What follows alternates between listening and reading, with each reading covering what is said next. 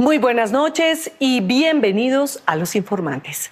Aquí estamos, como siempre, como todos los domingos, con tres grandes historias.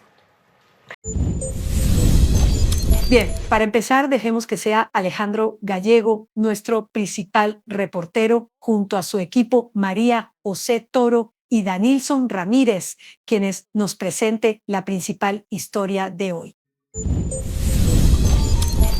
Gracias, María Elvira. Muy buenas noches. Hoy los invitamos a detenernos, a respirar por un momento antes de entrarnos en una historia que duele, pero que también ilumina. Una historia que empezó hace siglos, cuando este continente fue nombrado sin ser escuchado, fue dibujado sin ser mirado, fue reinventado una y otra vez desde los ojos de otros. Lo que van a ver no es una crónica sobre el pasado, es una herida que atraviesa el presente. La manera en que se inventó América, la forma en que se impuso la idea de América Latina y cómo esas decisiones tomadas desde lejos siguen marcando nuestras vidas silenciosamente. Es una historia que nace en el genocidio, en el despojo, en el control de los cuerpos y de los saberes, pero también es una historia que tiene memoria. Es una historia sobre resistencias que nunca se apagaron, sobre voces que hoy reclaman ser escuchadas por fin. Acompáñennos, porque para entender quiénes somos hay que volver al origen.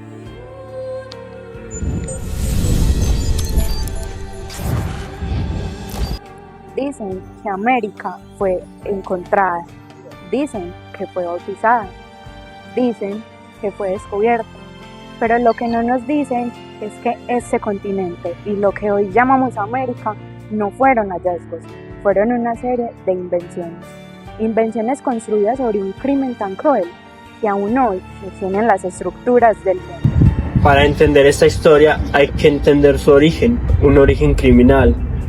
Como le dijo el jurista Eugenio Raúl Zaffaroni, el mundo nació con sus crímenes. La llegada europea no fue un encuentro cultural, una empresa militar de ocupación territorial, la cual está guiada por codicia, violencia y un genocidio dentro de 50 y 70 millones de muertos. El colonialismo originario no solo destruyó pueblos, creó un modelo de humanidad en donde el valor de la vida dependía del color de la piel. Era una sociedad construida sobre tres pilares: el patriarcado preparatorio, el racismo ejecutor y el capitalismo consecuente. En esa empresa colonizadora, el cuerpo de las mujeres era un territorio más que conquistar. Los europeos creían que las mujeres indígenas eran un animal sin regulación sexual ni familiar.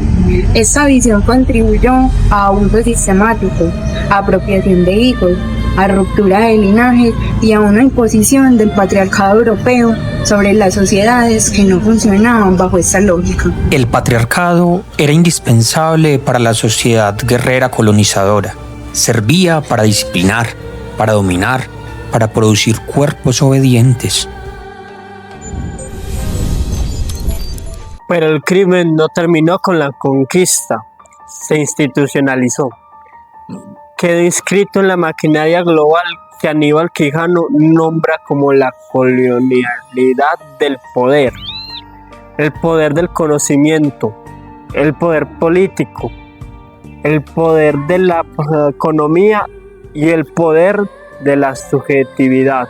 Primero, la colonialidad del poder él la vio fundamentalmente en la economía y en la política, y en la economía política. La cuestión del control, la totalidad del conocimiento, la totalidad totalitaria del conocimiento que se formula en el concepto de modernidad, es una contribución capital. La relación, digamos, control, gestión político-económica ligada al conocimiento, nos está diciendo que quien controla el conocimiento controla la subjetividad. No se puede entender el control de la subjetividad sin entender el control de la economía y la política, y no se puede entender el control del conocimiento sin estas otras dos, ¿no? Estamos presentando Los Informantes. Tú nos ves, Caracol TV. Aunque pasaron siglos, la colonización no desapareció, solo cambió de traje. Primero se llamó progreso, después modernización, más tarde se llamó desarrollo.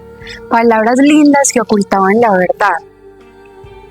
La idea de que habían países avanzados y atrasados, de que había quienes debían guiar y quienes debían obedecer. El desarrollo inventó el concepto de subdesarrollo.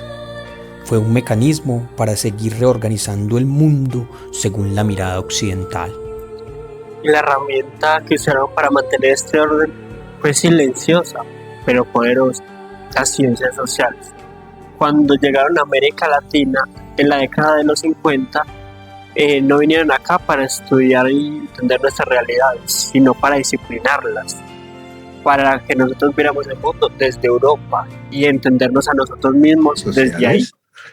Sin duda, las ciencias sociales, como ustedes saben, entraron en América Latina, yo lo sé, en Argentina por 1958 o 59, 60, y fueron parte del paquete de modernización y de desarrollo. O sea, que las ciencias sociales fueron un instrumento de colonialidad, la colonialidad del saber, no solamente en América Latina, sino también en otras partes del mundo.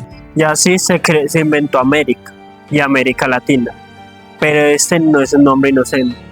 Este nombre, dado por Francia en el siglo XIX, justificaba la pretensión imperial sobre este lado del mundo. Era una estrategia geopolítica. Francia se presentaba como la gran salvadora del sur frente al monstruo nórdico. El término se difundió masivamente solo después de 1960, cuando las ciencias sociales lo impulsaron como estrategia o categoría de identidad. Pero para millones de personas, esa etiqueta nunca hizo sentido.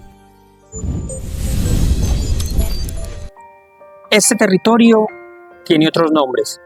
Para los pueblos originarios, Abayala, Tahuantinsuyo. Para las comunidades afrodescendientes, la Gran Comarca.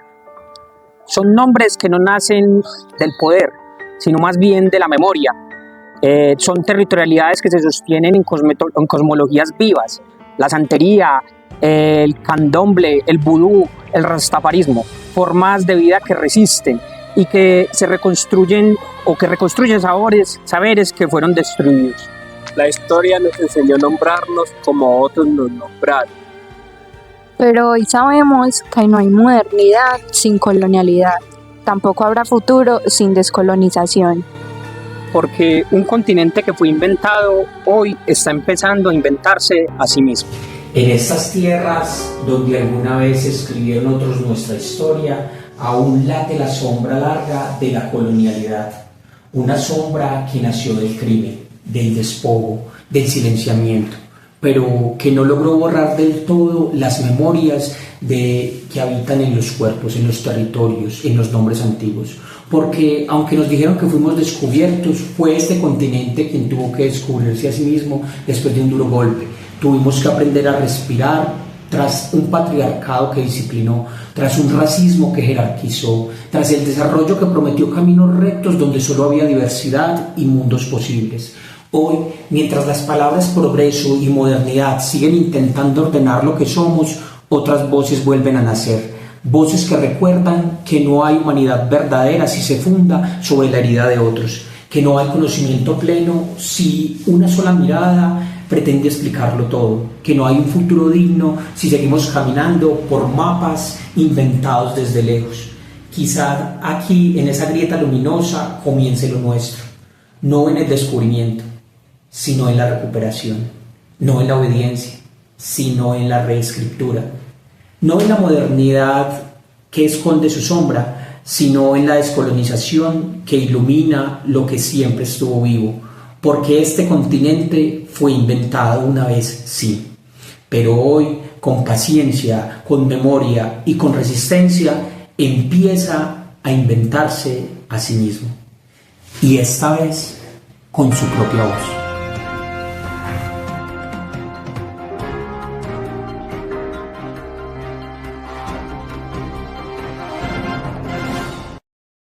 ¿Tiene alguna historia que contarnos? Escríbanos a losinformantes@caracoltv.com.co. Si quiere volver a ver alguna de nuestras historias, síguenos en Facebook, en nuestro canal de YouTube y ahora también las puede ver todas en Ditu. Descárguelas y repítalas cada vez que quiera.